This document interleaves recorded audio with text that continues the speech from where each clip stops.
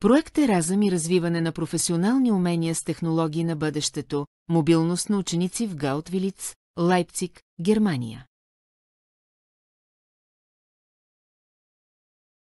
Мобилност в Германия, партньорска организация, Виталис. Период на мобилността от 29 септември до 13 октомври 2024 година. 8 ученици от 12 клас, заедно с двама придружаващи учители проведоха мобилност в град Готвилиц, Шкойдиц, в района на Лайпциг. В зависимост от професионалния си профил учениците бяха разпределени в две групи, като работните програми се проведоха на територията на тренировъчен кампус под ръководството на ментор по програмата за съответната специалност. Цели на проекта.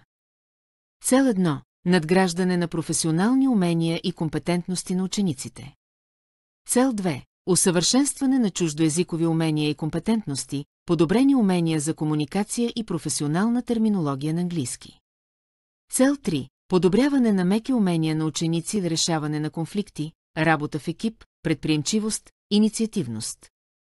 Цел 4. Насърчаване на ценности на приобщаване и многообразие, толерантност и демократично участие. Учениците от специалност електрически превозни средства участваха в програма ИБАГИ.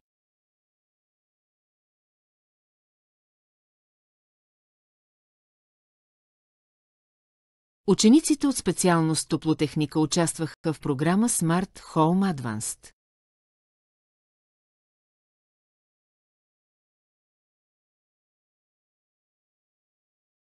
Учениците посетиха различни културни и исторически забележителности в Лайпциг, Хале, Шкойдиц.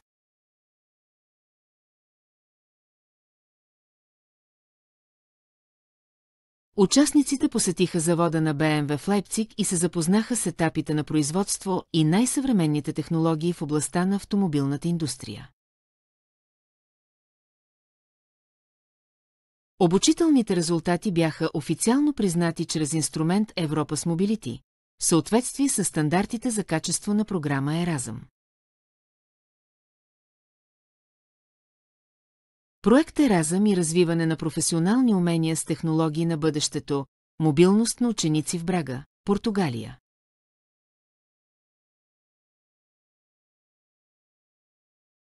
Мобилност в Португалия, партньорска организация, Брага МОП. Период на мобилността от 30 май до 12 юни 2025 година. 8 ученици от 11 клас, заедно с двама придружаващи учители проведоха мобилност в град Брага, Португалия.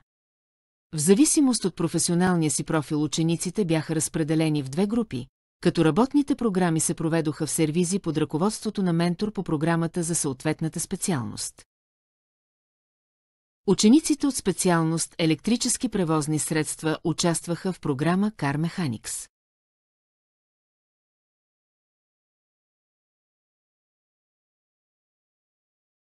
Учениците от специалност топлотехника участваха в програма Combined Heat and Power Plan.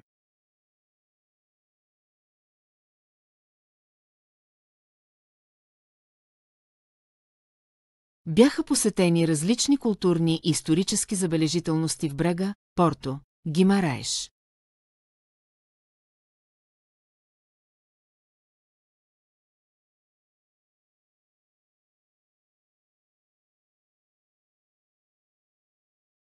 Обучителните резултати бяха официално признати чрез инструмент Европас Mobility, в съответствие с стандартите за качество на програма Еразъм.